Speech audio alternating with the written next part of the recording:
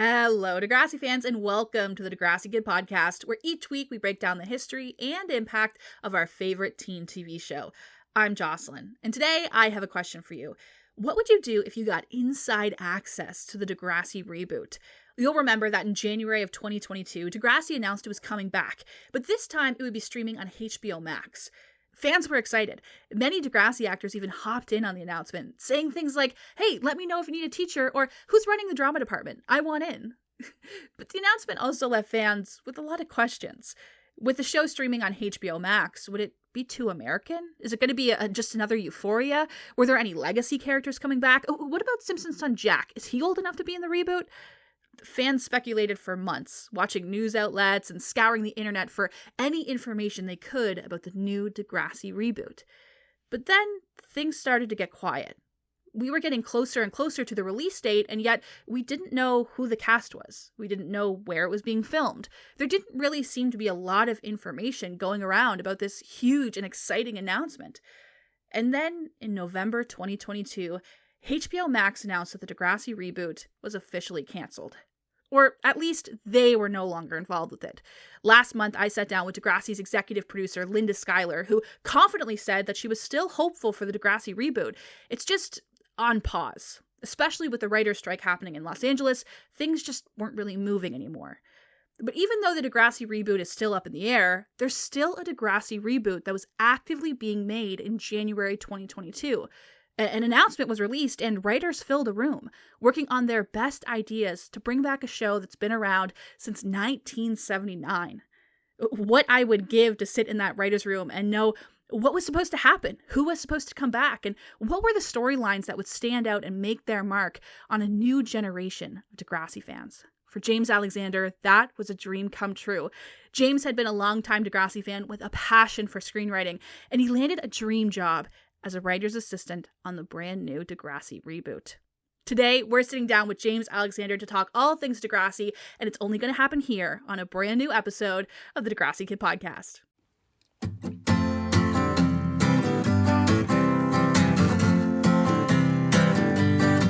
All the kids should be there for you, whatever it is. You know she'll pull through, whatever it takes, or whatever it takes. Kids got you. James, welcome to the Degrassi Kid podcast. I am so excited to finally get to sit down and talk with you because we've just known each other forever. Thank you for being here. Thank you for having me. I've been looking forward to it. I have too. The reason why you're here specifically is because you've lived your dreams of becoming a writer. You're now living in Los Angeles. But before we even talk about Degrassi and how you got into Degrassi, I want to know, where did this passion start for you? What is it about screenwriting that made you go, I want to do this? I think a lot of artists sort of have that story of how they were doing something they thought they wanted to be doing and then realized they hated that. And then sort of had this period of, well, like, I don't, what the hell do I do now?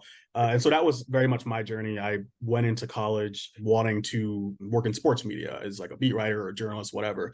And I got an internship doing that my freshman year and I hated it. Like from the jump, I was like, I don't want to watch sports and then have to upload a fully polished and proofed article in 30 minutes. I want to have a beer and like talk shit about the game or whatever. Yeah. So I got out of that path pretty quickly. And then it was that weird period of, what do I want to do now? So I was a sophomore and to tie the Degrassi into it from the jump, this was probably about the time that Next Class came out. Cool. So I think I want to say it was my sophomore year of college. And around that time, a roommate that I had was really into making short films. And I remember one night I was working in quotes on a paper that I had to do, didn't want to be doing it. And he came into the living room, was like, can you help me shoot this? I just need you to like hold the camera or like move the things, whatever. And I was like, I would do anything to not be doing his paper. So for sure. And I want to say that was like 8:00 at night. And then the next time I remember it was 4 a.m. in the morning and we're doing some stupid shoot in the hallway. And I think the first thing I thought of was like, oh, this is a lot of fun. Like telling a story is a lot of fun. And that's, I think, I feel like that's the moment it started. And it was kind of funny because he knew I liked Degrassi, and ironically enough, suggested I start One Tree Hill if I like Degrassi. Which, looking back, like, I don't know that there's a ton of similarities aside from the fact that they're both teen shows, but I did get into One Tree Hill and I enjoyed it. But I remember, like, that's kind of how that started. So yeah. Wow. And what was it about Degrassi that made that impact on you that you were like, oh my God, I love this show so much? So to go a little further back than that, even, I want to say, I think the first time I started watching Degrassi, I was in high school for sure. I want to say I was a freshman or grade 9 to use their terms. And it was when season 10 was airing or starting. What's the Boiling Point? That's what I was looking for. And so I came into it at that era. And I honestly don't know if there was a better era to have come into that show. But I remember, like, in high school watching it, and, you know, I think that was like I graduated from like the Zoe 101s and the whatevers to, okay, let's watch something that seems like it has, you know, like real drama.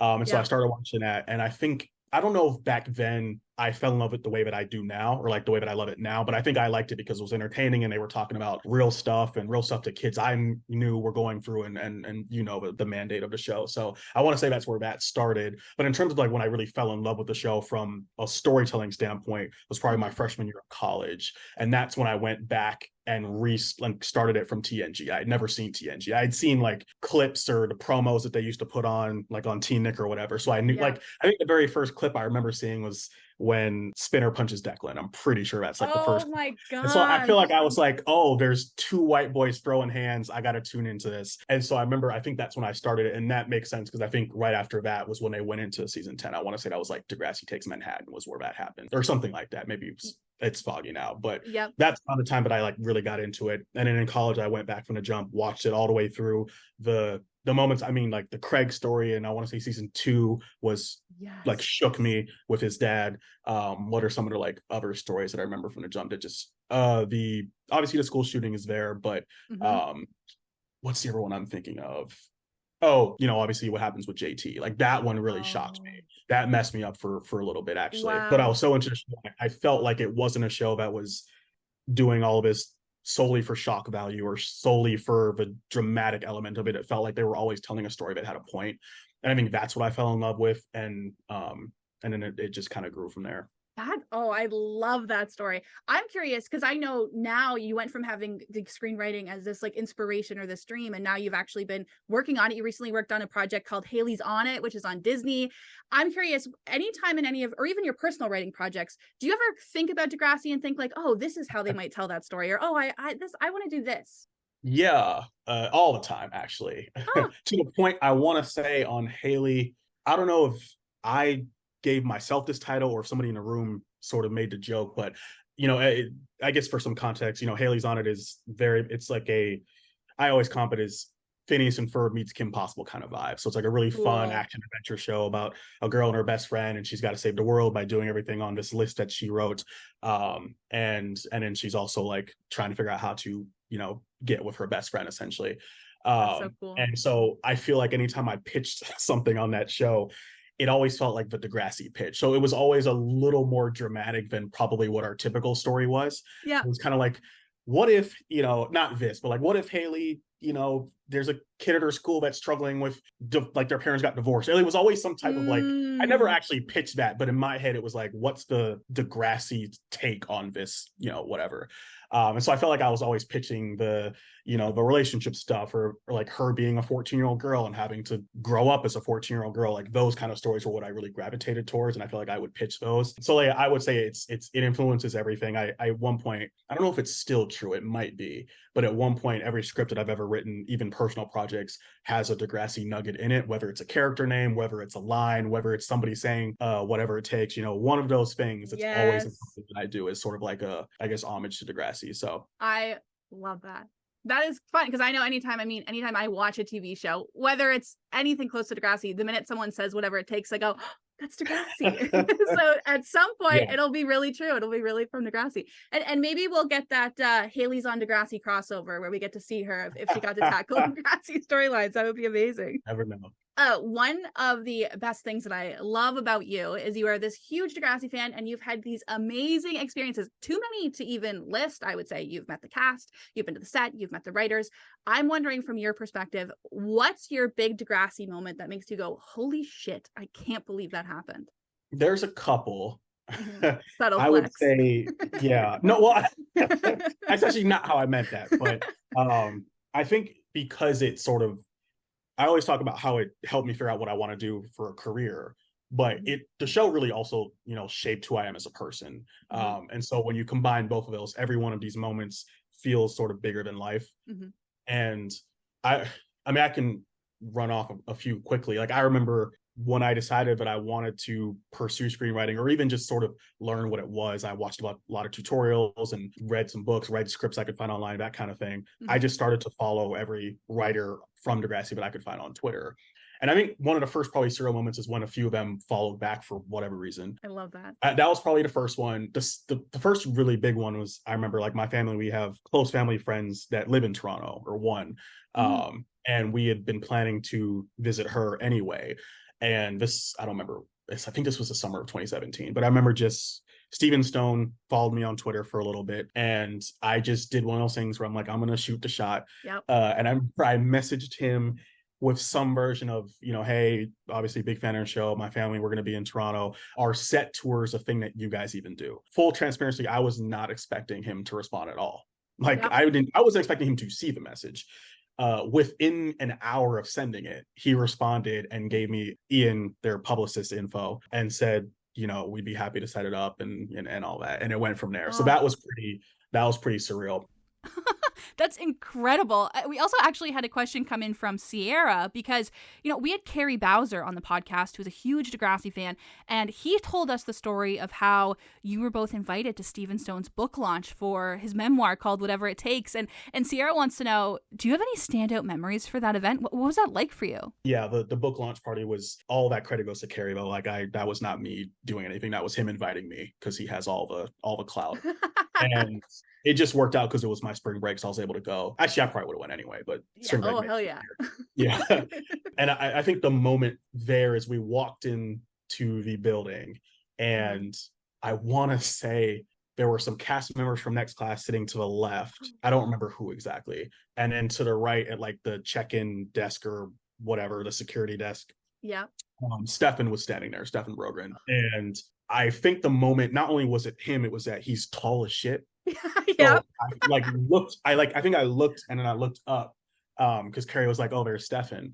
That was the first one. And then as we were walking straight, once we checked in and, like, got our whatever we had to do, we were walking towards the elevator, and there was this, like, really short woman, probably 15, 20 yards ahead of us. So she got in the elevator before we got there and went up. And when we got to the doors and they closed, Carrie turned to me and he goes, that was Charlotte Arnold. and from there, like, the rest of the night felt like that moment, seeing all of the, the old cast members, the current ones, because I think at that point that class was still going. Wow. Some of the writers, I think one of the ones that really stuck out just because it was, I guess maybe I wasn't expecting it, but Mike LaBelle, who played Jay, was there. Yeah. And I feel like that one was just like, oh, I wasn't expecting to see him. But yeah, it was just like that whole night was surreal, just to see everybody there and be in that space. That's incredible. I love hearing those stories from your perspective. Well, because one, I had those same experiences. So I know the elevator, I know what it looks like, what the hallway is, the check-in. I know all of it. But it's so incredible how kind the people at Degrassi are. Because I've had that experience of just Steven Stone, actually, specifically. I remember one time I had a Degrassi kit bag, and it was stolen from me. And I had tweeted something like, oh my God, my Degrassi kit bag just got stolen. And Steven Stone reached out to me and got it replaced for me. He replaced my Degrassi backpack. Like, that's the executive producer of our favorite TV show, just like talking to Degrassi fans, being like, hey, we want to get you on set. We want to get you this. Like, we are so lucky that this is our favorite TV show. And for anyone who's listening, my advice really is just shoot your shot, because they're the nicest. I mean, they're Canadians, right? They're the nicest people you ever meet. Well, yeah. And even if their answer is no for whatever reason, they'll almost surely follow it up with sorry. Yes. As you said, they are Canadian. Sorry about that. Yeah.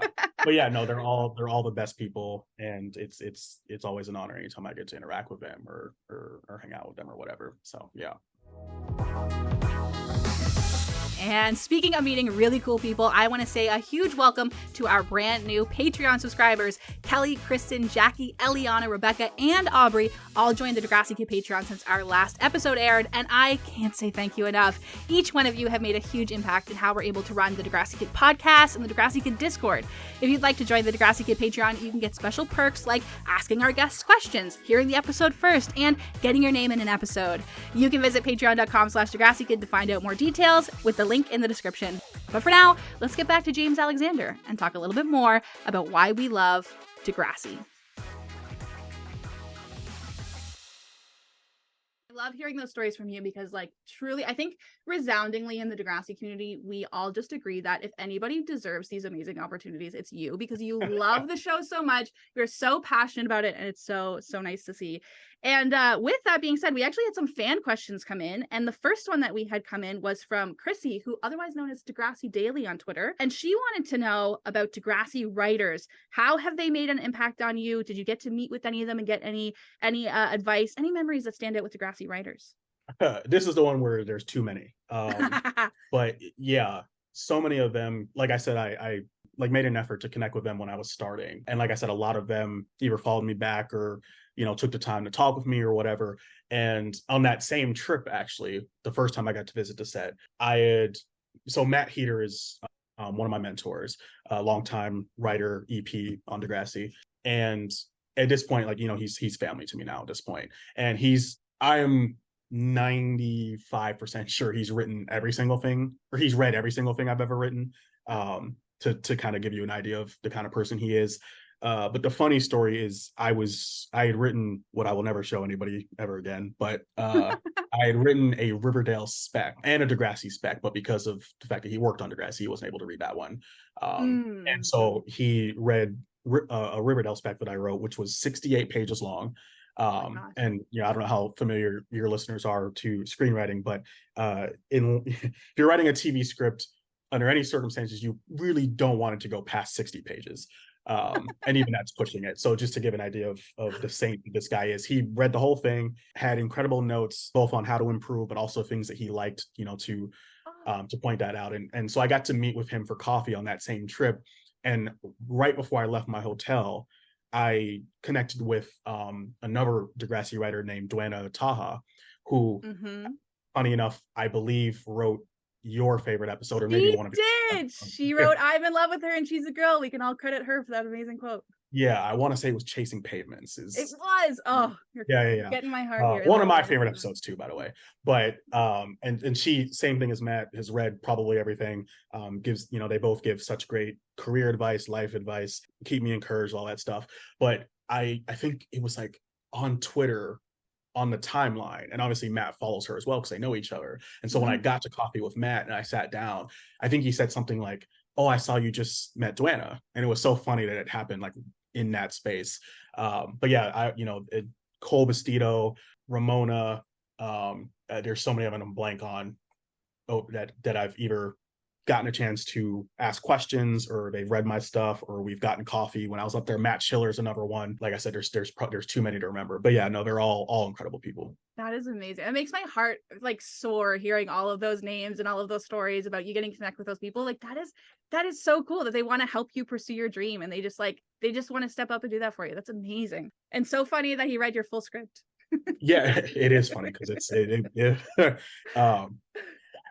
but yeah, it's because a lot of people ask, oh, did I go to film school, or like how did I learn this stuff? Yeah. And I would tell people the school I was going to didn't really have a film program. I think they had like a couple creative writing courses or like intro to something. But by the time I like found out about those, I had already been writing for about a year. But I always tell people I kind of learned how to write TV from the people who wrote Degrassi, which that is so cool. For me, it's there's not really a way that could have gone any better. But and you can always see, I think it is kind of funny for me now knowing them as people and knowing their voices as writers, because even in some ways I've been able to reciprocate and read their stuff and like give them feedback or whatever. Wow. And so it's cool to look back at episodes that I remember or episodes that I like, and sometimes be able to be like, oh, that seems like a Matt pitch, or oh, that seems like a Cole pitch, or oh, that seems like a whatever.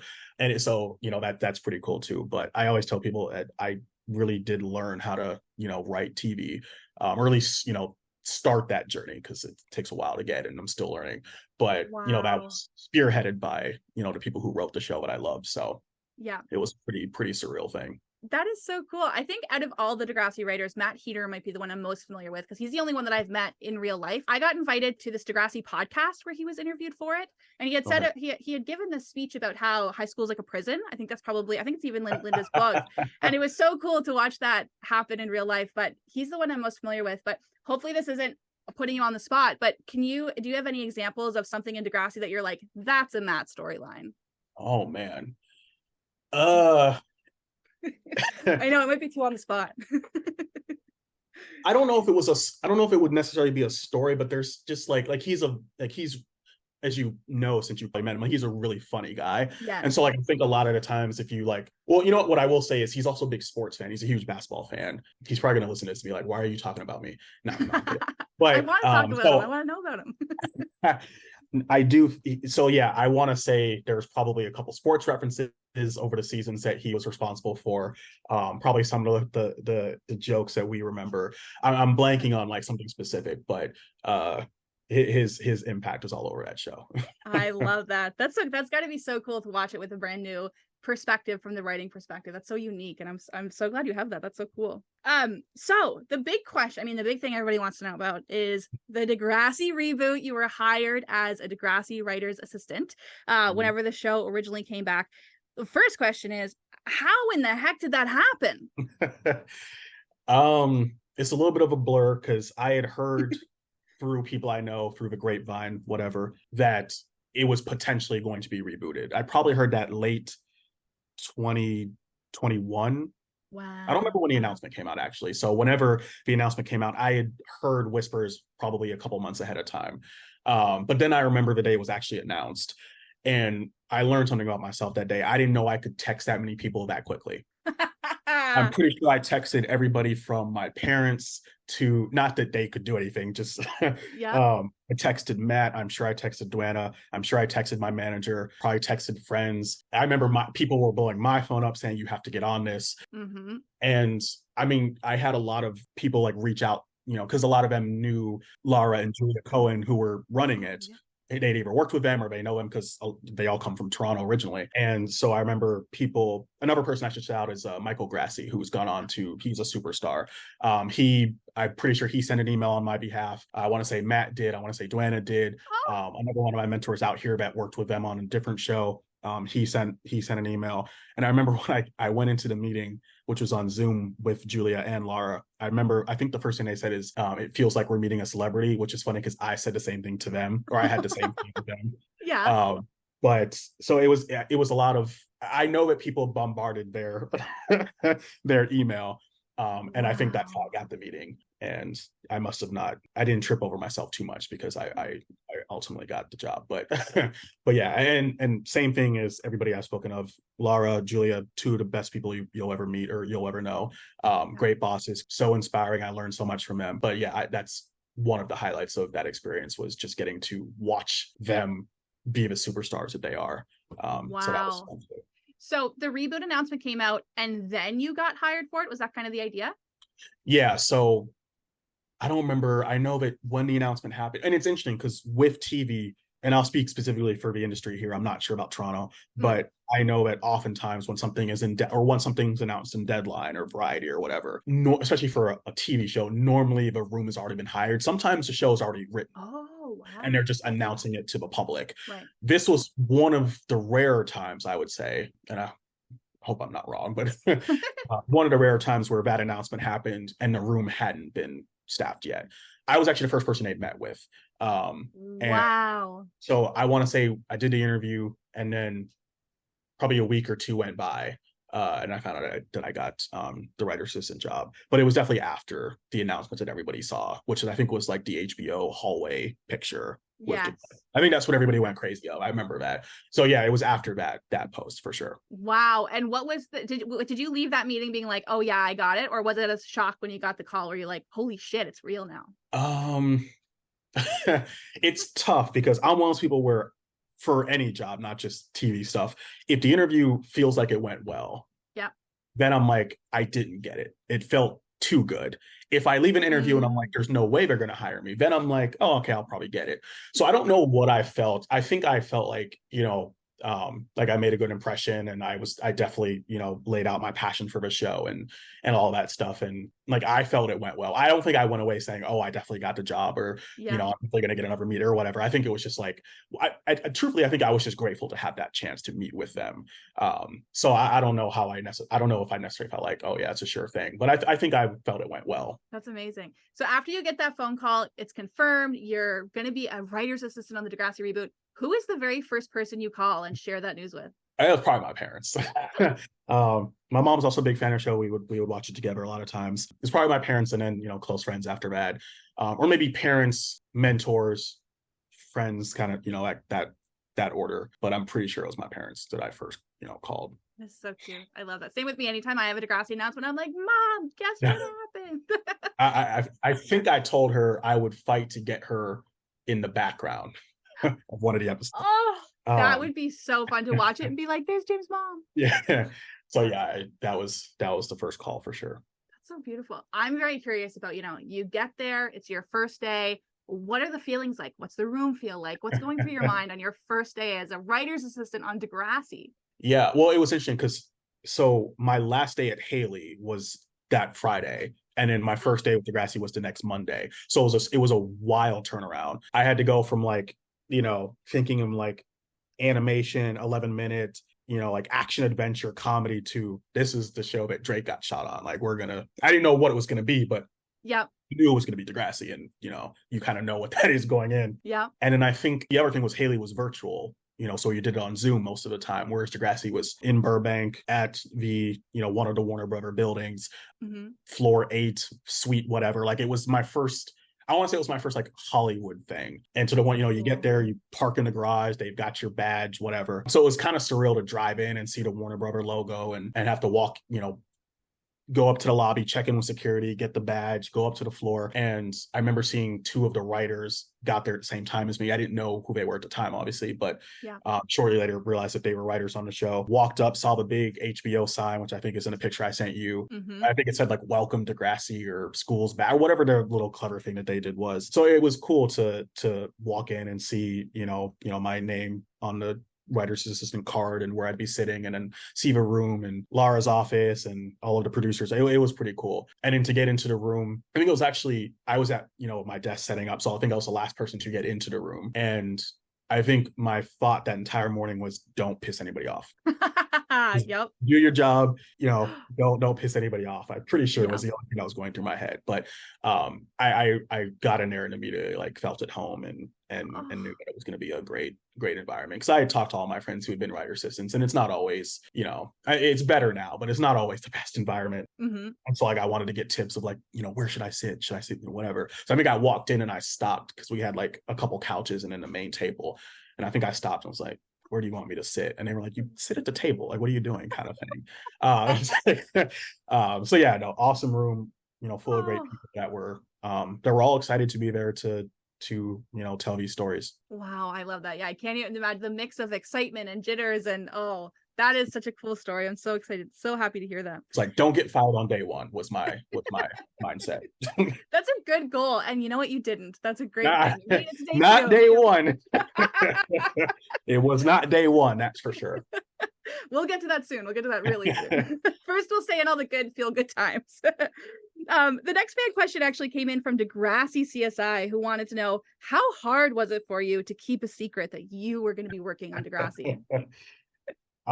It was tough, mostly because so many people, when the announcement did drop, like tagged anybody that they thought they could tag that would help. And then it was weird because for me, it kind of felt like I couldn't follow up and say, hey, I got a meeting, or even, hey, I got a job on it. It was just kind of, it almost felt like sort of like I was being an asshole in a way of like all these people went to bat for me on Twitter or whatever, and then I couldn't say anything. Yeah. And I know that there was like, it was intentional. Like I don't think they wanted anybody sharing that they were working on the show for a while. Yeah. Till all the deals closed, till, it was sort of a, like fully known thing. And I don't think we ever got to that point. I don't think we got to the point where they were like, okay, you can talk about the fact that you're working on a show. I don't think we got there actually.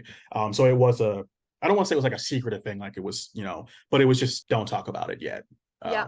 Was coming from the higher ups. I don't even think it wasn't the room. I think it was like the execs. They wanted to make sure that the rollout was, because like they had also acquired the catalog with all the seasons, because they wanted to do a thing where like people could watch all the seasons in anticipation for the reboot. So I know that there was a lot of things in motion, and I think that's why they wanted people to the most part to like keep it quiet. But yeah, so it was hard, but it was also I believe it, because I remember I was one of those people, I believe, being like, the person who needs to be on this series is James. And you're like, baby, I already got it. Don't even worry about it. I love that.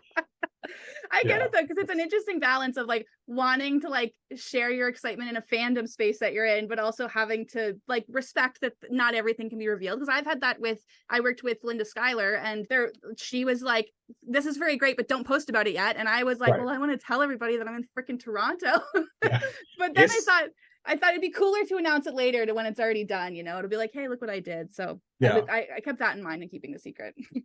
No, it is always like when it does come out, it'll feel great. So it'll slap. It'll be cool. Now, when it comes to talking about the reboot, I know that there's many details you can't share, but I'm going to ask you some questions and see what you can tell me. How's that sound? Yo, go for it. Okay.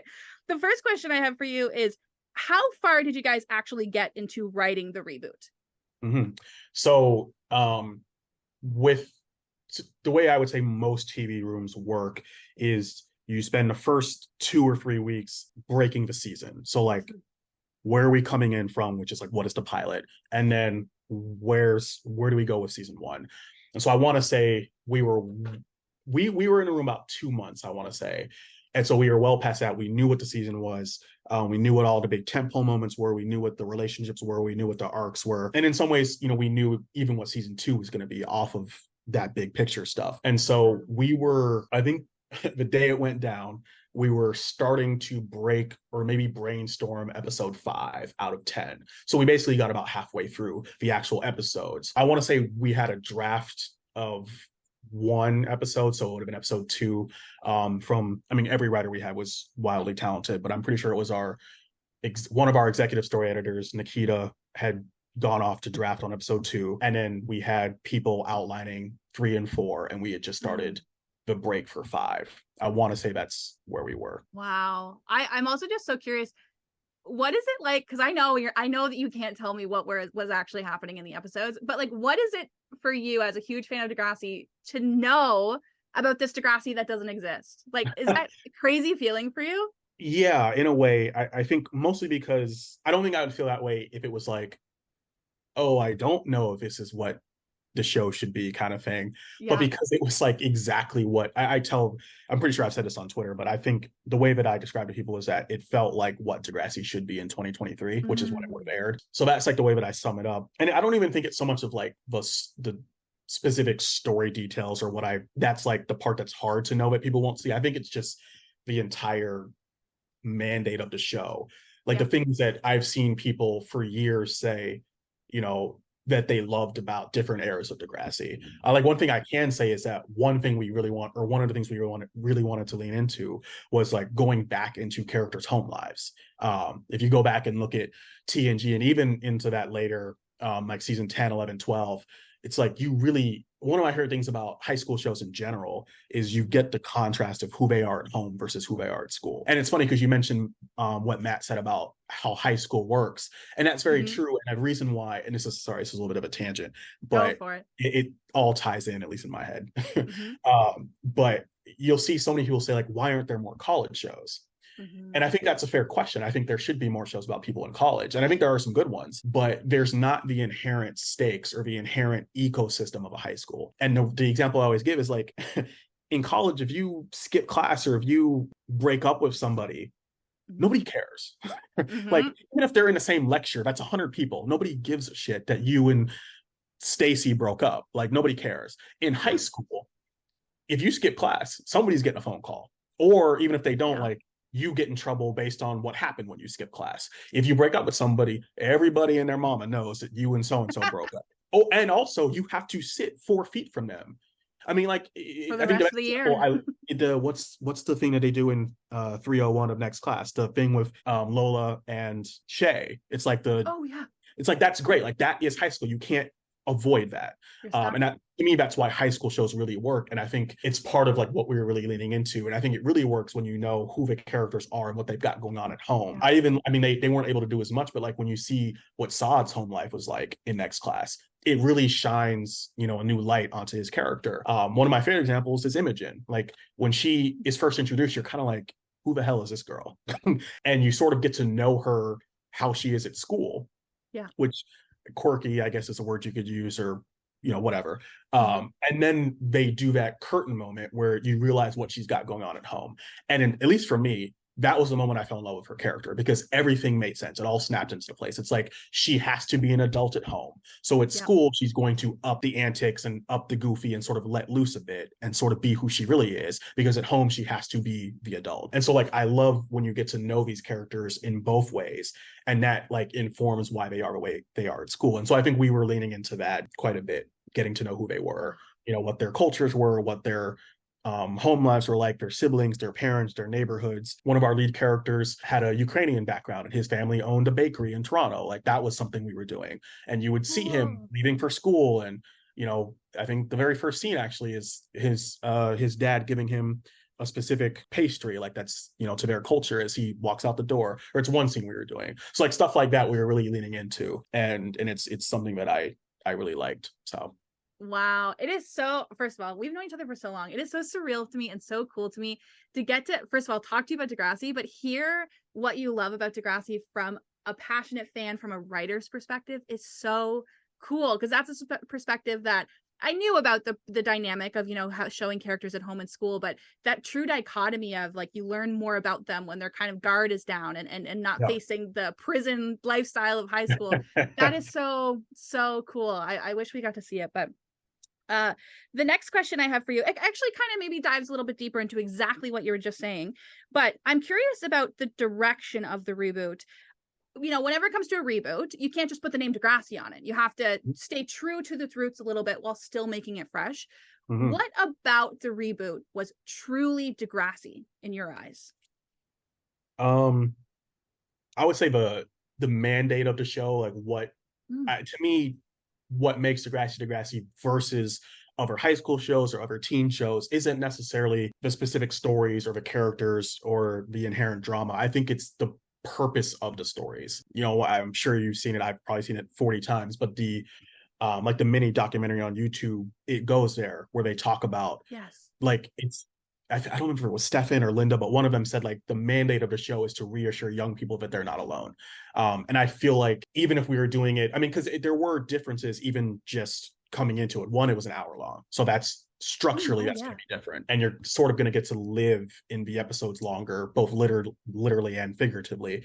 But it all sort of tied back to this thing of like, what are teens today dealing with? How is it different now? And how do we tell that story in a way that's not necessarily redoing the same thing?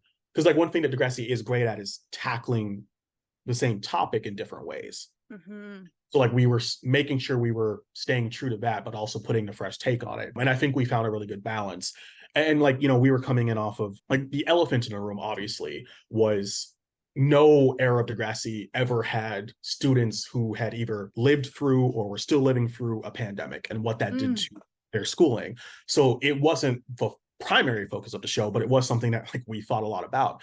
I remember this vividly because as writer assistant, you write every damn thing down. I also didn't realize I could type that fast, but we did a conference call with, I want to say, either a therapist or a mental health expert from Toronto. And the point that she made that really stood out to me the most was how like the increase of calls to the hotline during the pandemic. And not just that, but like if you look at it from everybody's at home and you have to think about, who, if you've got a household that's got 3 kids with 1 computer, how does that work? So like things like that we thought about. And that's, the thing with the way a writing room works is not everything you talk about literally goes into the show, but like the spirit of that might. So it, we weren't necessarily doing that story, but it was like, how are these kids dealing with the stress of, if, it was so funny because we, on one of the whiteboards in the room, we had all of our main characters, and next to that was what grade they were in when the pandemic started versus where they were now. So I think a couple would have been in middle school but like our older characters who were juniors, I believe, were freshmen when the pandemic started. So like, what does that mean? So like, we had, I'm pretty sure at one point we had a character talk about how they never had a normal high school experience because they had to start it on Zoom with Zoom schooling or different things like that, or coming from, middle school in the pandemic to now this big high school with all these kids here. Like, how does that work? I've been on, a screen for 2 years now. Now I'm tiny. I'm a grade 9 and I'm back in this like, massive ecosystem of kids. So like that was, stuff we talked a lot about and how that really, one of the bigger over like season long themes that we wanted to hit on was mental health. That was like, I would say, one of the North Stars of the first season, and sort of weaving that for every character. Some it was a bigger part of their story, some it was, more of an under the surface thing. But that was like something that we really wanted to hit on, because it feels like, I think that's always true for teens, like, but I think coming out of what they just experienced and what they're still experiencing, that was something that was important to us to incorporate and make sure that we were acknowledging and making, telling stories that still were true to that. So like, that's an example, I would say. That's incredible. I'm so glad to hear that those same things were happening, of like talking to counselors and talking to therapists. Because I mean, the reason I love Degrassi is because it put my story on TV, and it put my story on TV with all of that research behind it of what is it like to be a queer girl who has to come out of the closet in high school. So I want Degrassi to continue to exist, because that feeling, I mean, clearly it still has a huge impact on me. And I feel like this is the generation that really needs it because of being on Zoom and being in high school. And like, I was hard enough to go through high school, or like it would have been hard to go through high school without Degrassi. It was hard already. I can't imagine having to do it completely online. And then you shut your computer and you're alone, and you don't have friends, and you don't have clubs, and you don't have spaces to be around people who are like you. I think the generation that needs it is truly that one that went through high school on the computer. That's crazy. Yeah, no, it's, I agree. It's something that I will say I knew very early, very early into the room, that the show was in good hands. I mean, very early. I love that. So yeah, no, I think for sure across the board. Yeah. I love to hear that, because I think, as Degrassi fans, because the show means so much to us personally, we have such like a protective mindset over it. So we want to know like, oh, is this person going to be a writer again? Is this person coming in? Are we going to have a super fan who's going to like vouch for us that this needs to happen? So I'm so glad to hear that all those elements of how Degrassi is made seemed like they were still there in the reboot, and all those supports were still emphasized. I'm so happy to hear that. I'll give you a funny story. Please do. When we started, and this was like the blue sky first couple weeks period of the room where people are pitching stuff, and at that point technically anything can still happen. And I remember people, and it's great because you have, the room is full. Like we had writers who were parents, we had writers who were a little bit younger than that, we had me, we had people from sort of all walks of life. And so people would pitch things, whether it was true to their own kid or their friends' kids or something they heard or whatever. Stories come from everywhere. And I remember anytime for the like first little while that somebody would pitch something, the entire room would turn and look at me and be like, have they done that? And it was fun because there were it was usually one of three answers. I want to say the answer was either yes, and we probably can't do it better.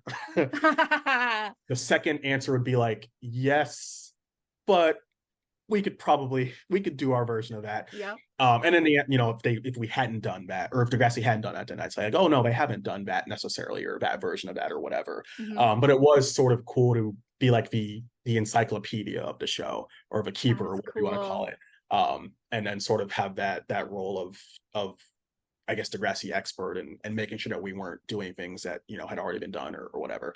But so that was pretty cool. That is so cool. The Degrassi encyclopedia. That is awesome. Totally understand if you can't, but is there any examples of things where they said, hey, if we do this, have they done it before? And you said, oh, they've done it and they've done it well. Well, I'm blanking on that, but I'll tell you something that I pitched, and even for context, there's a pretty big difference between writer's assistant and writer on a show. Yeah. The role of the writer assistant, for the most part, is you take the notes in the room. You're not necessarily transcribing things, but you're like getting the main gist of everything that's pitched in the room.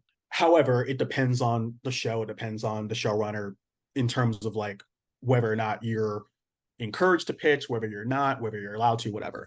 So to put this out in the open, I was very much encouraged to. Like there was no, they were like, pitch. We want to hear from you. you're a So writer, cool. you're on our show, whatever. So that was great. Like it was super inclusive. I also knew how to manage it because coming off of Haley, I did learn how to pitch in a room. So I kind of had that experience. So I knew I could balance the notes with, my own ideas. Yeah. And I remember at one point there was a story we were doing the story that I loved, that we basically took a character that you don't meet in a pilot, Black male, who was struggling basically with mental health. And I remember pitching that's not something we had seen on Degrassi. And I remember I kind of, even thinking back to it, it's like some ways I can't believe I took the shot and said this, but it was something that else. I felt like if we wanted to do that story and we were going to do that story, to do the entire story. Because a lot of shows sort of get into a point, and there's a lot of reasons. Sometimes it's network stuff, sometimes it's notes, sometimes it's whatever. But we all know the stories that oftentimes, especially happen with marginalized characters, where you start the story and it's kind of like falls off. And there's not really an end to it. And so I remember saying, like, I love this story. I love this character. I love how we're introducing him. And the thing that I kind of want to take the time to say, and then I won't, I'm going to say it and that's my piece. But I think if we're going to do this story, we should do the story and really lean into it. And the response to that was unbelievable in a good way. Wow. And I remember, I think it was at the end of that day when I finished the notes, I walked into Laura's office and I asked her, how did I pitch that? She was like, it was perfect. Like you pitched it really well. And I'm like, okay, good. Cause I wanted to make sure. But to me, it felt like a responsibility getting on that show, knowing what that show does, the impact of history, and having a chance to, have an impact on that and say, love this story. And if we're going to tell it, I think we should tell it. And everybody was on board. And it's not a thing where it's like, I had to convince them not to half-ass it, but it was just something that I felt I needed to say from the jump so that it felt like one of the main stories. And everybody was on board and it became, something that I think we were all really proud of. But so that's an example I would say of, of what we were talking about, and having the chance to say, they've done some great mental health stories. They haven't necessarily done this one. Yeah. And I think it'd be great to, and then really committing to that. And so I give, everybody in the room a lot of credit for letting me say that.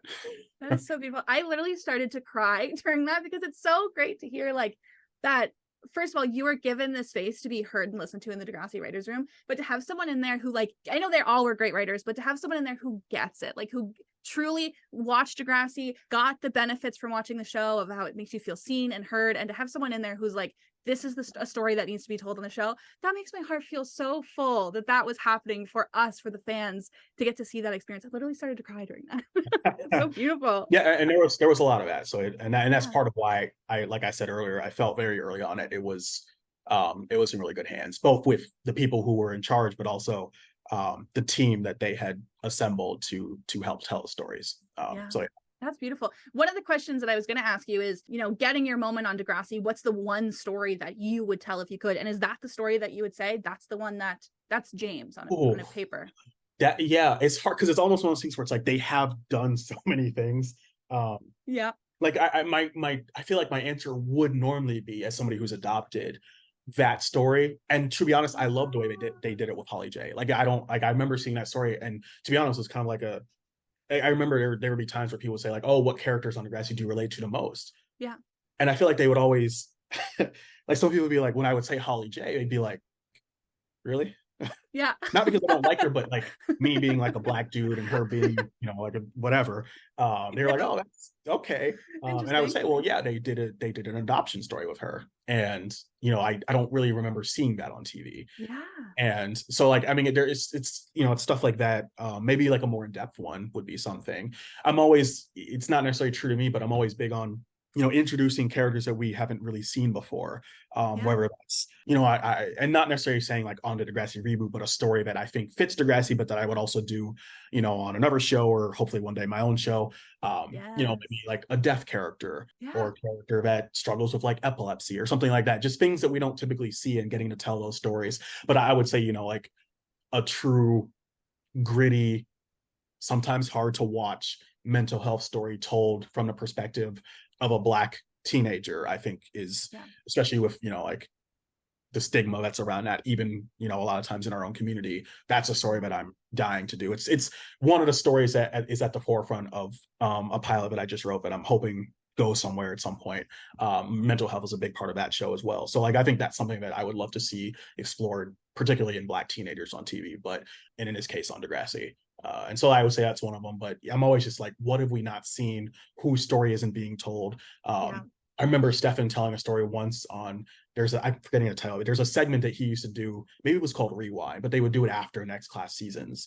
And I want to say this was about the Maya storyline, which is still one of the best depression storylines I've ever seen. Iconic. If not the best. But I remember him saying like people who watched the show wrote in after that and were like, that was a great story and it's so great to see it on TV, but like, why aren't you telling mine? Because everybody's story is so specific and everybody's is like their own unique journey. And so I'm always thinking of like, what story haven't we seen? Who isn't being heard? Who isn't being portrayed? And so I always kind of think of it from that way. And it's not like and it's tricky because you also have to think of like, who can tell what story and what am I, so I'm not ever trying to be like, well, let me tell the story of this person that has a different experience, but it's always like, can we put them on screen? Yeah. And be aided and have people in the room and have, consultants and experts and talk to them and make sure that we're doing it right.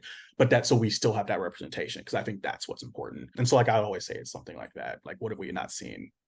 I love that. And I think that's one of the strengths of the reboot, because I saw you shared a photo of such a lovely, lovely group of people. And I noticed how diverse the group was. It looked like everybody had different life experiences. And I know that the writers in the very, very beginning of TNG said that was one of their setbacks, as they had the same type of person came to work in the writer's room. Everybody kind of had the same mindset, the same experiences. And it's so cool to hear that there's so many different kinds of people in that writer's room who had different ideas about what's important to them and who they can advocate for, and those different voices that can end up on TV. So it's so cool to hear about all this, James. This is, I'm going to keep gushing because I'm like, wow. I'm glad it's not boring.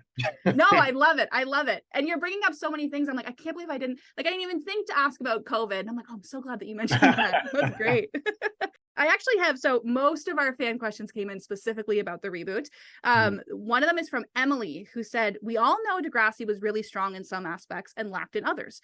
What did this reboot have in store to make it better than the iterations that came before it? Oh, that's a tough one.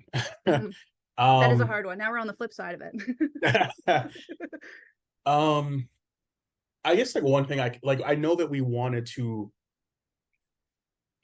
it's an interesting thing because it's not so much of like what the older versions got wrong, but more so the way that society has changed and the way that we talk about things now. I know that like we really had an emphasis on taking the like using the entire season to tell the story, as opposed to maybe having an episode that is divorce, and then an episode that's mental health, and then an episode that's substance abuse. Like instead of, and I think part of that is because we were doing the hour-long format, and we still only had 10, but that's double the amount of time we would have next class would have had, because it's 10 hour-longs.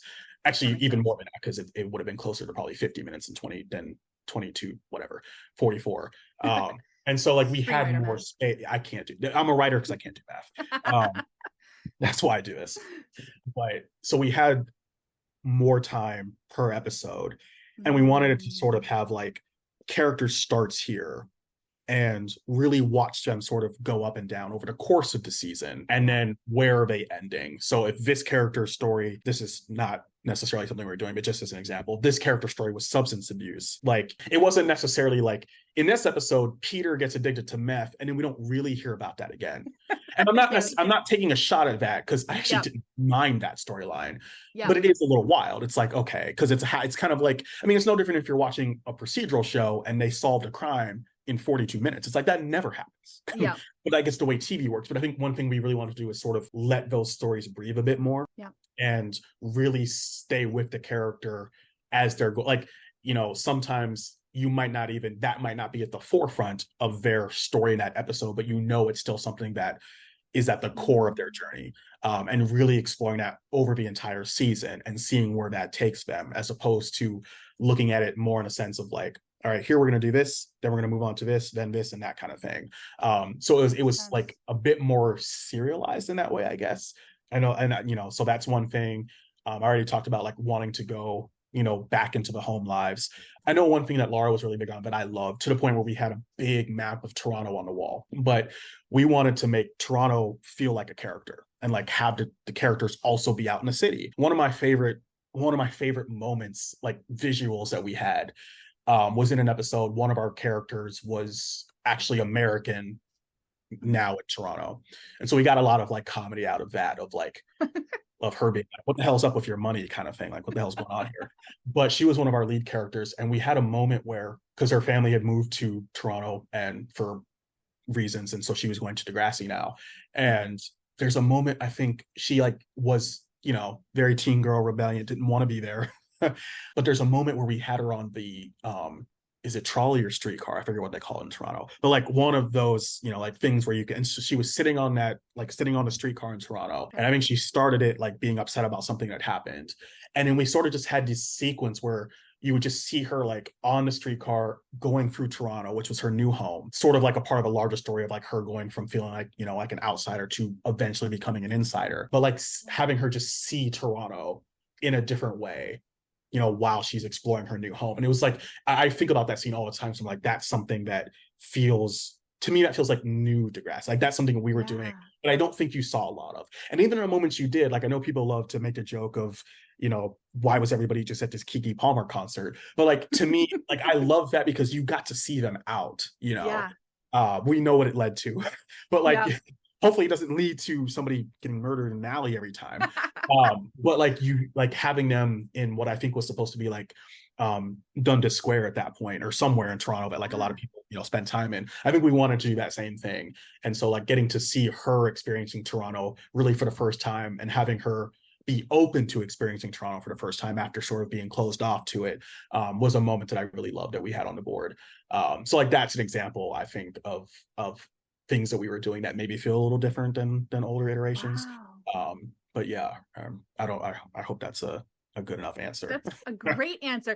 That is so cool. That is now that I know like that kind of perspective, I'm like, wow, we really are missing that point of, and it obviously no knocks to the original, they did great, but you're right. We get people who come from different countries into Canada and now they're at Degrassi, but we don't see that transition because we have to learn about them and we're not seeing their kind of space. And Degrassi did a great job at recreating Toronto a lot of the time, or sometimes using those shots that go by, but it would be so cool to see someone so immersed in actually being in Toronto and feeling a part of the city. That is so cool. I'm so excited to hear about that stuff. Now this, again, I keep saying I know you can't tell me, but we'll preface every question with, I know you might not be able to tell me, but Randy had a question. I feel like you're gonna be like, I can't tell you that. Randy wants to know if your guys' plan for Degrassi involved any original cast members coming back. Yeah. I was mostly given the green light for this, and it's not like I don't think anybody's going to be mad. We had a couple characters that, if you want to call them legacy characters, but Simpson was going to be in it, or we were planning for him to be in it, I should say. That's probably like the big one I can give you. Me silently screaming in my head right now. So yeah, we had a legacy character that we were planning to sort of have on, not necessarily in the core of the show, but sort of adjacent, and then something that would tie in. I don't know if I can say that character just because it wasn't, I don't know that logistically it was actually going to happen, but we ended up pivoting to somebody else that I think I think people would have enjoyed. I'll put it this way, it's the most famous ship the show's ever had. And I think if you liked that ship, you would have liked what we were going to do with them, is probably the extent of what I can say. I may end up, this airs if I get a text from somebody saying, damn it, then I'll take the heat for it. But so yeah, if you're a fan of the show, you know the two people I'm talking about. And I think it was going to be cool to get to see them as, you know, young adults now, still together, gonna go through some stuff, but ultimately come out better for it. And I think there would have been a really cool, you know, sort of moment at the end that I think a lot of people would have enjoyed. But yeah, we were, the actual answer is yes, we had characters from older seasons, and I think people would have enjoyed it. I tried to stay as quiet as possible because I want to scream. Okay, we've got Simpson was supposed to come back, another legacy character was supposed to come back, but we ended up pivoting from that. And we have a couple that may be one of the most popular, famous couples in the show come back and have great high and low moments that we love, classic Degrassi style. I think, yeah, one of those characters, one of their first lines was, "You have pretty eyes." I'm pretty sure that should clear it up. Oh my god! And I didn't technically say names, so we got no quotes. We just got some characters that everybody happens to love. James. Oh my god! And now This is the difficult part about being an interviewer, is when you find out really cool shit, you gotta like maintain the composure. I want to scream. And I will say we made that pivot probably less than a week before we ultimately got shut down. So this was still very much idea stuff. Yeah. I don't want to, like, I'm not saying we went out to them as actors and they were on board. I think they would have been, like, it, not to say that this was for sure going to happen, but it's what we pivoted to. That makes sense. You guys were very much in the idea stage of Degrassi, not necessarily that we're producing and making it now, right? Yeah, like we were writing it and we had, you know, things that we wanted to do. And then like the way that it works is obviously you have to go to, you know, casting and they have to be available and they have to want to do it and blah, blah, blah. Yeah. So like, yeah, it's in terms of like writing the show, it's what we were probably going to pivot to. But like nothing had been signed or anything with the actors or anything like that. This is less about them and more like what the idea we had in the room was. It is cool to know what ideas are being pitched in the official Degrassi's writer room, even if they were never going to make it on the screen. It is so super cool to know what ideas ended up on those whiteboards and in those writers' assistants notes. That is very, very cool. Oh, we definitely, there were definitely days where we were like, no, I don't know that anybody was ever truly serious, but there were days where we were on a break or we were stuck and we like wanted to sort of like take a break and just, you know, whatever. We definitely had people toss that idea of like, could we get Drake? Yes. So that for people, I'm sure people wondered if that was ever talked about. It was. Yeah. I don't know if it was ever talked about seriously because he's so, you know, it's Drake. Yeah. Ironically, he's credited as an EP on Euphoria, which is funny. But it was something that people, you know, I think like jokingly would say like, what if we had Drake in this scene? Iconic. You're not saying Drake was on it, but if Drake could be on it, you would have 100% had him on it, is the idea. We would have, yeah. Somebody probably would have made a call and it probably would have been no, but it was something that like the room was like, how wild would it be if we actually got him? But there was never a point where we were like writing him into the show or anything. It was more of like a thing. I mean, even Next Class starts with a line about Drake, you know, it's like true to Degrassi. Hell yeah.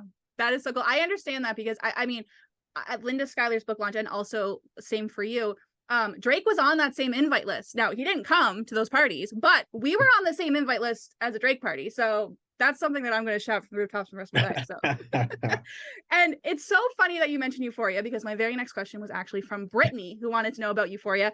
You know, the fan reaction at the time, I'm sure you saw it, was the reboot was announced as being on HBO Max, and it was like, oh my gosh, is the new Degrassi going to be like Euphoria?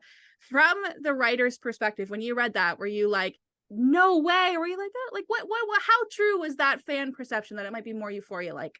I can say pretty early on, it was made clear to the room that we were not making Euphoria. Mm-hmm. We weren't shying away from anything, and we were taking some pretty big swings. But I mean, Euphoria is such a specific show, and in a lot of ways, it's about a specific thing, which is great. Like there should be shows like that. Degrassi just as a whole is so much more about the collective, if that makes sense. Like it's about sort of everybody in this school and their own personal journeys and the things that they're dealing with. And so, yeah, it was, we were doing stuff that was gritty. We were pushing the envelope as Degrassi always does, but it was not Euphoria. Like I can for sure say that. It was hour-long Degrassi is what I would say. Literally, and that's how I would describe it.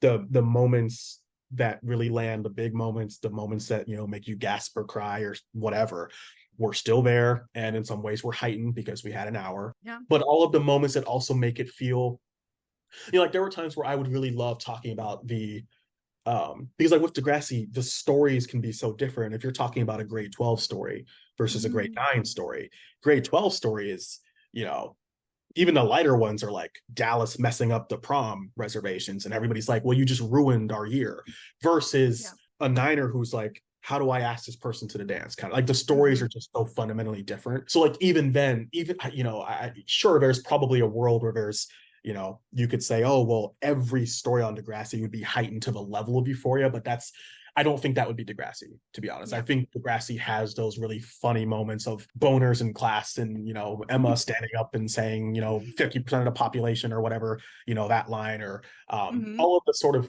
awkward stuff is still there. Yeah. And the lighthearted moments and the funny moments. So we definitely weren't doing Euphoria. Euphoria is its own special thing, special in a good way. And Degrassi is its own special thing. So, but yeah, the main similarity is that it's about teenagers in high school and it's an hour long. I love that. What was it like for you? You know, you're hired for the show. You're not really allowed to publicly tell anybody that you're on the show, but yet I'm sure your Twitter feed is full with fan theories about the reboot, people having their opinions already. It's going to be Euphoria, it's going to be this, oh, it's too American. What was it like for you to sit back and read that and know that like you can't really say anything about it? What was that like for you? It's fun to watch people theorize, I will say. I do remember when the news, it's also funny because everything happens. I remember, and it's interesting the way streaming works now, because I remember, I want to say it was the Degrassi writers did a panel. It was either season 13 or 14. And it had Sarah Glinsky, it had Matt here. I think Matt Schiller was there. Zoe Whittall was there. It's a great panel. And for anybody that's interested in writing for TV, they give a lot of great advice on that panel. I think it's still on YouTube. I remember them saying, I want to say it was Matt that was talking about when fans would see the show or the episodes as they air, and whatever reactions they would have, it's like, oh, these two characters should be together, or they should do this story for this character. It's funny because they were always writing wise about 9 months ahead of what the audience was seeing. Oh yeah. So it's like, even if they wanted to like go back, it like they were past that point. With streaming though, most of the time you write everything at once and then it goes into production, and by the time it airs, you're already so far ahead of that. And I mean, people have talked about how that worked for Next Class, because they weren't writing as they went anymore. They were writing, at least to my knowledge, the season as a whole at once, and then because they would write 2 at once, obviously it was broken into 1 and 2, 3 and 4, blah blah blah. So everything was sort of already done. And so I remember him saying that. And so when I was reading people theorizing, like I remember it happened, and then I don't think the public knew until months later.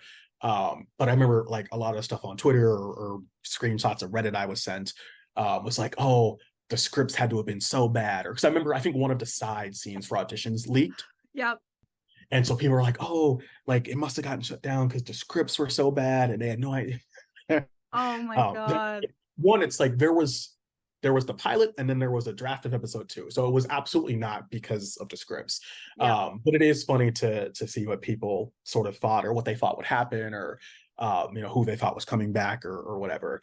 It was fun to read that stuff. That is so cool. I remember reading it all. I mean, I specifically remember, I think that specific story about how the scripts were so bad it got canceled. I think that's one of the few times I like outspoke on Twitter, and I was like, the source for this is like some random new account posted on Reddit, and now we're running with this whole story that the Degrassi reboot is sad. I was like, guys, like, don't do that. But it was kind of like, it's like when I don't know if you remember when I want to say it was the first page of what was supposed to be like, was it the live action Powerpuff Girls pilot or something like that? Yes. The first page leaked and people just went to town on it. And so when they were doing this, I'm like, you guys don't even have anything to go off of. Yeah. Like, where does it come from? But it's the thing that I always think about. It's like it's coming from passion, and people are so passionate about the show, and they want it to be good, and we want it to be good. And I think there's oftentimes a lot of disconnect. I'm like, everybody wants to make something good. Like, nobody's setting out to make bad Degrassi. And like I said, I think we had a lot of really good stuff. So yeah, it sounds amazing. Oh my God, everything you've said so far, I'm like, I want that Degrassi now. I want it now. Now we're gonna transition a little bit, because you'd actually shared about this moment on Twitter. You said that when you guys were working on the show together, our showrunner shared the news that I'd be getting my first live action co-write. First, for anyone who's not a writer, what does that actually mean? Yeah, so like I mentioned earlier, I transitioned from Haley to this. And so Haley is an animated show, and I got to write 3 episodes of that, which are my first TV produced by credits, which is like the moment you'll never forget. Like when you see written by your name on screen, you'll never forget that. When I went to Degrassi, it is different. You're now going to the live action space. Is an hour long. Like even going from 11 minutes to like breaking an 11-minute story on Haley to breaking 6 acts on Degrassi was. Yeah, there was definitely a little bit of whiplash when I first got there. Like, oh yeah, there is an act 3 now. Get those 68 pages back. Yeah. And so, yeah, I mean, that was a great, just a great moment. I remember like, I don't remember who I was sitting next to that day when it happened, but I remember whoever I was sitting next to when she said that. They like gave me a little fist bump. But it was 2 things. One, it was going to be my first live action is like basically not animated. So like, people, I guess. So that's that part. And it's like it's cool because I discovered with Haley that I really like animation. It's something I'd love to work in again. But my goal for the jump has always been live action. And then the other thing is just like hearing that and realizing that a script that says Degrassi on it was going to have my name on it, as one of the writers, was also like the other half of that moment. And this will maybe serve as a bit of a segue, but I remember that day I left the office and I was driving home and I called my manager and I was like, yo, gonna get the first, live action credit, dream show. He was, super happy for me. And then I guess it was the very next day, like almost 24 hours later, the drive home was, yo, I don't think I have a job. So that was also a pretty big whiplash too, but it was really great to, one, hear that from Laura, because she's now somebody that I just have so much respect for. She's like an absolute badass superstar, the way that she thinks about story, the way she thinks about characters. And by this point, like Julia Cohen falls into that same thing. She had left by that point because she got her show on ABC, which is called The Company You Keep, which everybody should go watch. Cool. So I think maybe after 3 or 4 weeks, Julia jumped off to do her show. But getting a chance to work with both of them was great. But like, it's to have Laura walk in and say that, one, it also sort of, it felt like the work that I'd put in, not even so much as writer's assistant, but like the moments that I did pitch, or moments that I, helped break story, or the moments that I helped with the blend or whatever, kind of felt like, okay, I did my job and sort of proved myself in some capacity, and I'm now getting to do this thing. And so, yeah, it was a super surreal moment. This is full, just me guessing. I think it probably would have been co-writing episode 9, which would have been pretty cool. Wow. Just based off of like knowing where we were in the season and knowing who had to be in the room and who wasn't going to be in the room. But yeah, moment I'll never forget. And hopefully I get to work with her again soon when the studios decide that we are valuable. Yes. Oh, we'll get to the writer strike soon. Don't worry. I got a whole section about that. That's crazy. I can't imagine the whirlwind of your whole dreams come true, and then the next day they stop coming true. Everybody kind of handles it differently. I think for me, it was like half shock, half, well, it is what it is kind of thing. And everybody goes through the emotions differently. But, I will say the thing that I've told this story to so many people, and the truth is, a lot of people have that same story. It's like the thing that they were so close to, the thing that they loved that was in development, or that they had sold, or that they got the job on, and ultimately it falls apart. And that's unfortunately a part of the business. Yeah. I will stand by the fact that we did our job and we were delivering unbelievable material and great stories. And everybody that was in that room was, a superstar, and the vision for the show was incredible. It just ultimately didn't go. And that's, kind of unfortunate, and biting the tongue at times is hard. Yeah. But it's never a thing where I regret going to it or taking the job, or it's the experience is something that I'll remember in a positive light for. Good. That's what I was going to ask you now, is now that kind of the wounds have healed as time has passed, is how you reflect on it. Because I mean, you had your dream come true and then it literally ended. But how do you feel? Do you feel proud of that? Are you like, what are the emotions there? Well, one, I just learned so much in terms of writing as a whole on that show. Yeah. So many things that I learned, from the way that she ran her room, to the way that we broke story, to blending stories, to pitching things that don't work, pitching things that did work, how to get from the things that didn't work to the things that did work. And then even, so yeah, I mean, it ended. And I think for me, it actually took a while for it to register. I think there was, like I know people that it hit them hard in that moment, which obviously is valid. And then for me, it was like a month later. And I just remember being like, oh yeah, it's not happening. And it's not to say that the show won't ever be rebooted, but like this version is not happening. And so that hit pretty hard, and it kind of hit in different ways. There was, for me, I had to be like, okay, I have to let myself feel these things. Yeah. Whether it was anger, whether it was sadness, whether it was numbness, whatever it was.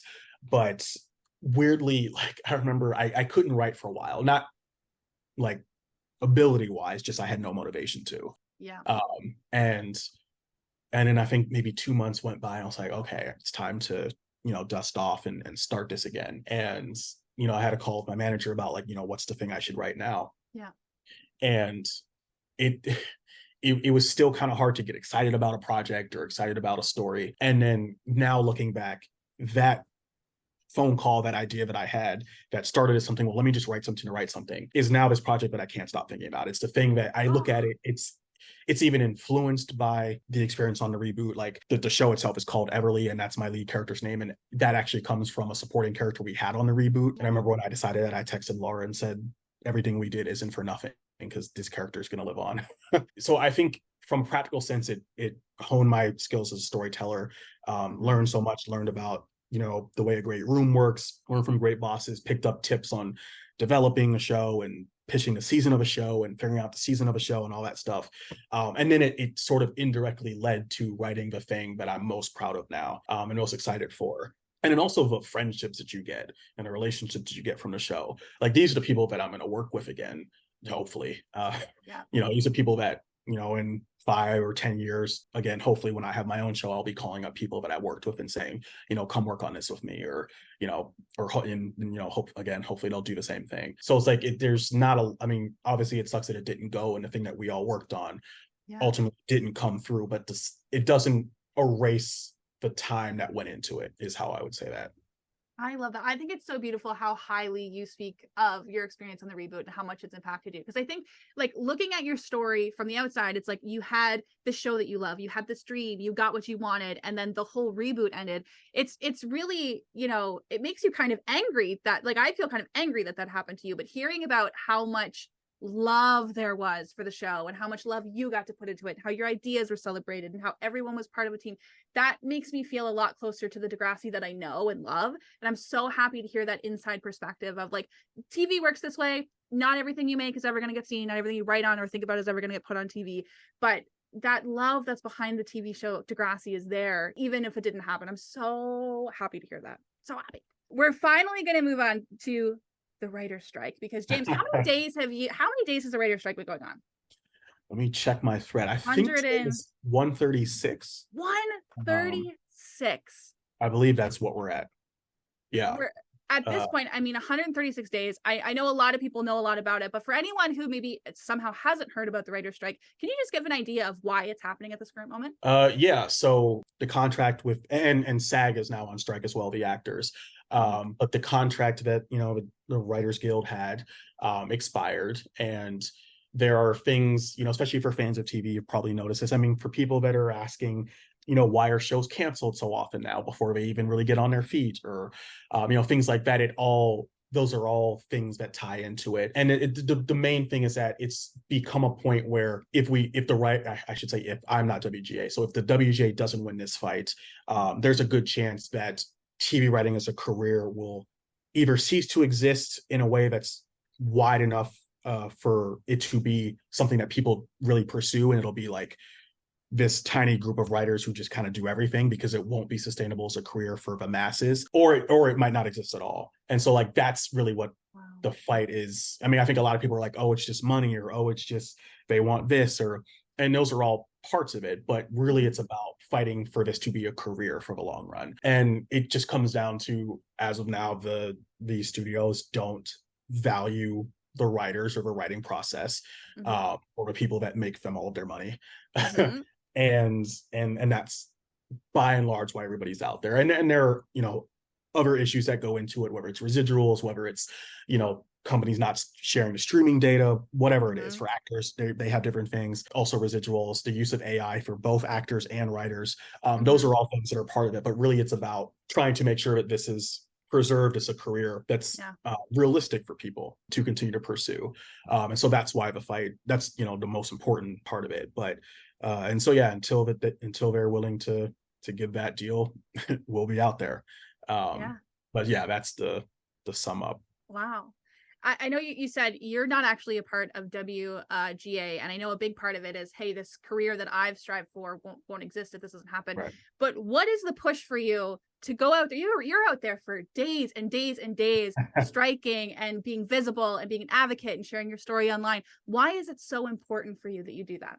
I think it's just being part of something that I care about and want to see, want to be part one of a labor movement and fight for, I'll say workers, but really, and you're seeing it sort of spread to other industries, which I think is great. But really, it's about fighting for the little person. Like, you can't.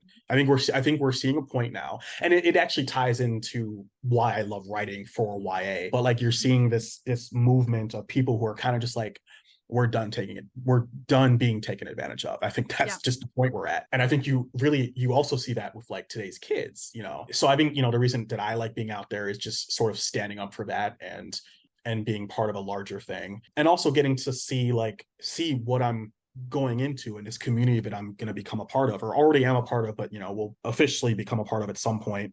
Mm-hmm.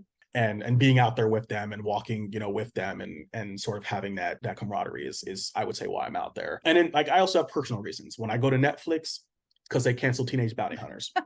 I'm not at Netflix for a strike. The strike is one thing, and pay people fairly, blah, blah, blah. When I'm at Netflix, it is because they canceled Teenage Bounty Hunters. That's Netflix. I love that. You gotta put your little personal vendetta in it. I listen, people who took down Degrassi, I'm coming. One thing I want to know is, a lot of people, everyone who listens to this podcast is a huge fan of television. What can we do as fans who maybe don't live near the strikes? What can we do to help show our support and still get involved with that? If you're on social media, you can boost the messages, or retweet pictures of the strikes, or threads where people who are in it, showrunners. There are so many threads. You'll see dozens every day of people talking about their experiences in rooms or in development and how that went poorly and how that's part of what we're fighting against. So just signal boosting, I guess, is the short way to put that. If you're financially able, there are funds you can donate to. There's one that's basically is helping people get groceries. There's an entertainment fund. I think those are the primary two, but I'm sure there's tons of other ones that if I can send them to you, or I would love to link them in the description and share them online. That would be amazing. Yeah. And then I think just sort of if people, in your life are curious about what's happening. There are times, even if we're just walking on a picket line, somebody will pull over and say this happened more towards the beginning, but hey, what's going on? What's this about? How can I support, kind of thing? I just talking about it. I'll be honest, there was a poll I saw, not to get political, but there was a poll I saw, I want to say last week, and it just really surprised me because it was like 58% of polled Republicans in this country support the writers. And it kind of made me laugh. I'm like, if you're the studios, if the Republicans are on our side, you can talk. That says a lot. If they're on our side, how badly did you screw up to send the Republicans to our side? We're talking about this is union stuff. But just kind of spreading the word, reaching out to people to for the most, morale is pretty good. It's up and down depending. Like I said, we're 130 something days into it, so some days are harder, some days are there's a little more energy, but I will people that just we see the support online, we see the support everywhere, and it does help because it is kind of just inspiring to see people every day just wake up and go out there and walk around in circles for 3 hours. It's I don't, maybe if you're from a distance, that it's tough and that but it's the dedication to it is what not surprising me, but inspires me every day. Just seeing people, and you see, if you go to the same locations, you see the same people every day. And these are also the people that create and tell the stories that we all love. And they just get up every day and they go out there to fight to be able to keep telling stories that matter, that, have representation and that push the envelope and that push discussion. These are the people. And it's, it's so great to have SAG out there now too. Yeah. And I think they're a little more recognizable for most people. If you see, actors from Succession or actors from Abbott Elementary or one of the CW shows, it's always it's awesome to see people recognize them. And I think now we're also seeing people but the writers are, just as important in the sense of making sure that we acknowledge that it starts with them. And then it becomes the same. Everybody comes together, directors, actors, production, cast, crew, assistants, everybody comes to tell those stories. But it starts with a script. And I think one thing the strike has done is sort of amplify that part of the process a bit. Because I think there are still a lot of people that I'll talk to and they're like, you mean the actors don't just show up and improvise it? Yeah. We're no, people write that. The lines that you love, that you meme on Twitter, that you quote on Twitter. There was a great story about what's the line from, I forget the show that everybody loved, where it's what's grief if not love, persevere, whatever that line was, that completely went nuts and viral on Twitter, was actually pitched, I believe, by the assistant on that show. So I think it's just it's a great example of how these shows, everybody has a part in them. Yeah.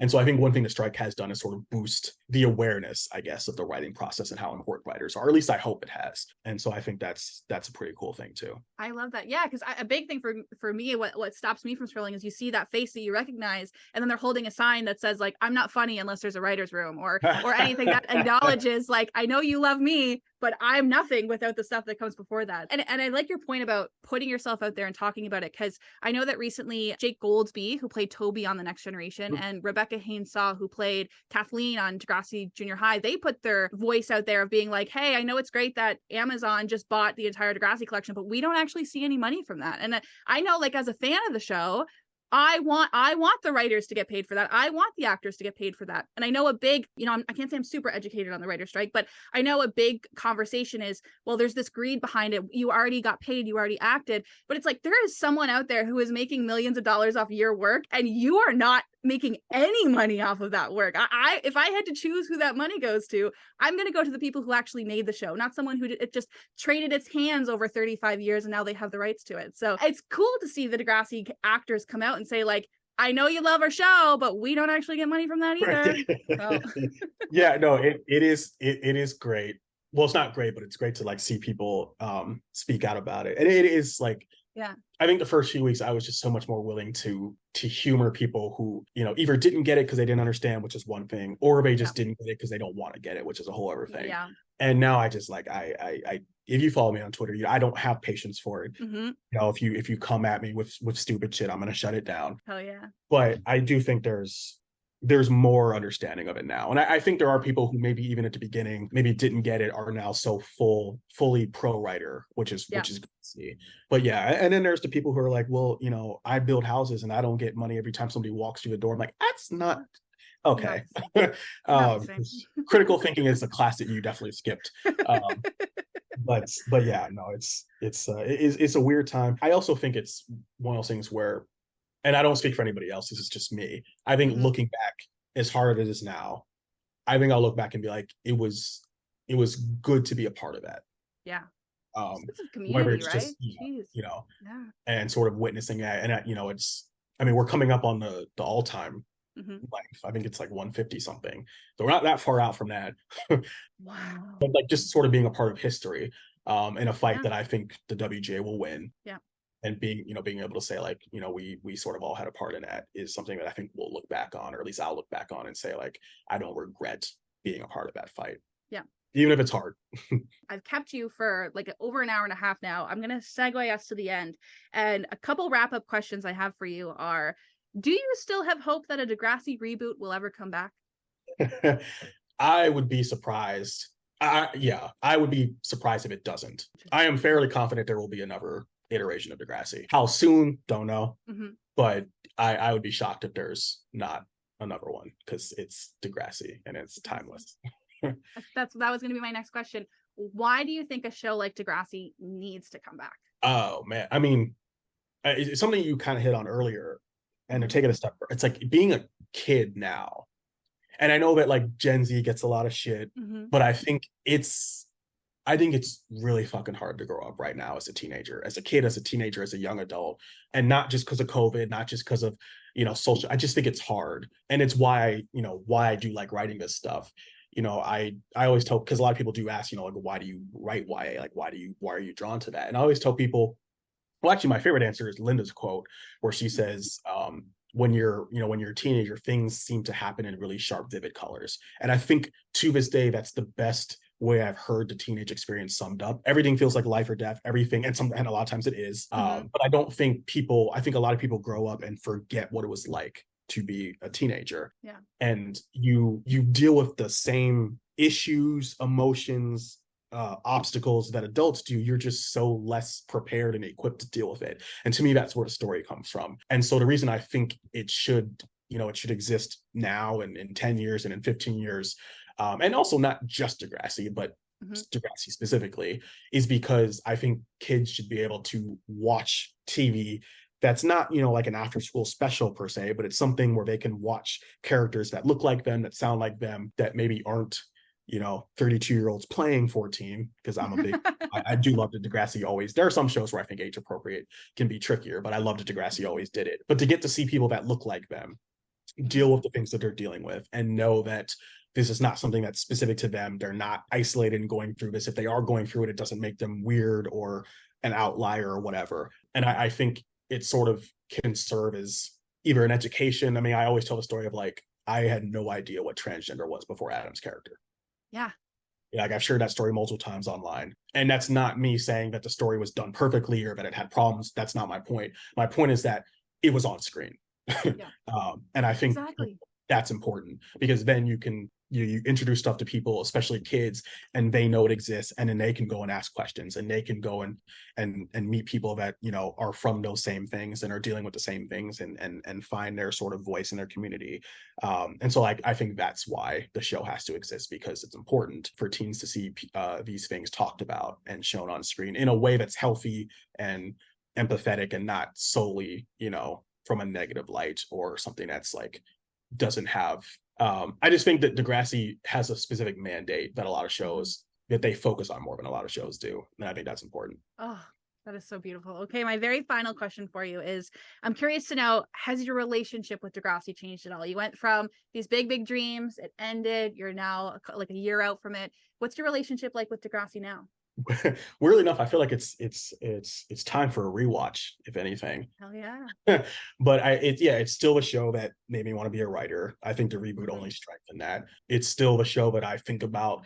You know, I mean, I would say a lot of writers who have showrunner aspirations, you know, we think about the shows that if we ever get, you know, a chance to make a show and have a room, you know, it's like, what are the shows that influence me? So I can tell my room, so they sort of know, you know, like where I'm coming from, what my voice is, what speaks to me. And so Degrassi will always be, at least it'll always be the top show, and it'll always be one of the ones that I mentioned, because I just it's the way that they approach story is the way that I love to think about story. The example that I use is, most of the time when I talk to somebody about Degrassi and they bring up a specific character or like a specific story, especially one of the ones that was like super dramatic or whatever, a lot of times people will talk about it from the dramatic standpoint of like, oh, that was so messy, or oh, that character was, you know, so extra, whatever that is. And I think I knew I was a writer when I would watch these characters do these insane things, and my mind was always like, well, why did they do that? Yeah. Or like, you know, instead of like, not saying that people are judging it, but my mind was never, I can't believe they just did that, or like, I don't like them because they did it. It was more of like, what pushed them to do that? What's in their world that makes them think like that? Even if it's something that feels awful. Like I remember some of the Hunter stuff, like my mind was always like, well, we know who his parents are, and we know like where he's like, what he's come from. I think I always think of character in like terms of perspective, and like, why does this person think the way that they do? Why do they do the things that they do? And that like was instilled in me from Degrassi, and that has stayed with me in terms of every story I've written, every story I watch, every script that I write. It's always at the forefront of that, trying to understand like how people get into the places that they are. And that's why I like to tell stories. And I think that can be fully credited to Degrassi. So that is so beautiful. James, those are all the questions I have for you. The last thing to do is tell us what you're up to now and where we can find you on social media. I am picketing and trying to figure out the next thing I want to write. And what was the second part? Yeah, on my socials are pretty much the same across the board. It's just Scripts by James, which I came up with when I started writing, and every day since then I go back and forth on whether it's corny or not, but I'll just stick with it. But yeah, that's where you can find me talking about, I'm watching Buffy for the first time all the way through, so my Twitter right now is a lot of Buffy updates. So that's where you can find that, and strike stuff is what you can expect if you go to the socials. But I will link those in the description. James, that's it. Thank you. Like, oh my God, this has been the coolest 2 hours of my life. I'm also so happy that we just got to like finally meet each other and connect. It's crazy that it's taken this long. But James, that's it. Thank you so much. Like, I don't even know what else to say besides thank you for this. Oh yeah, thanks for having me. This was fun. I can't wait for it to be out, and I hope I hope people enjoy it. I have to say a big thank you to James Alexander for coming on the Degrassi Kid podcast. James and I have known each other for years now as two very passionate members of the Degrassi fandom, and I'm so honored that he wanted to come on and have a chat with me. Thank you, James. A big thank you to everyone who submitted questions, including Catherine, who's a huge fan, and a thank you to our monthly Patreon subscribers. I have to say a really big thank you to my best friend, Stevie Gerwa, who just upgraded to the Degrassi Student Council position on Patreon. Stevie quite literally called me and was like, hey, am I not your highest subscriber on Patreon? And I was like, hey, you know what, baby? We upgraded some new tiers. We got some new perks. Come check it out. So if you want to be like my best friend, Stevie Gerwa, then head on over to patreon.com/DegrassiKid and become a member of the Degrassi Student Council. And a big shout out to Nicholas, who's a student council member on both the Degrassi Kid Patreon and the Degrassi Kid Discord. Thank you, Nicholas. And of course, a big shout out to everyone who is a monthly subscriber. That is Annie Clark, Amber, Alyssa, AR, Becca123, Brittany, Brooklyn, Charlie, Chrissy, Cody, Degrassi CSI, Digi, Daniela, Dave, Evie, Emily, the other Emily, Galfieri, Ethan, Gina, Giselle, Hannah, Isabel, Jackie, Joss, Jess, Jolene, Jay, JL, Josie Vince, Catherine, Kat, Courtney, Kayla, Crystal, Kristen, Kylia, Lizzie Games, Lily, Max, Mackenzie, Megan, Mark, Mina, Molly, Owen, Rebecca, Rachel, Randy, Rosie, Sarah J, Shane, Shelby, Sierra, Sanita, Scooby89, Shannon, Stephanie, and, as we said already, my best friend, Stevie Gerwa. Thank you guys so much for everything you do for the Degrassi Kid podcast. See you next time. I know I can make it through.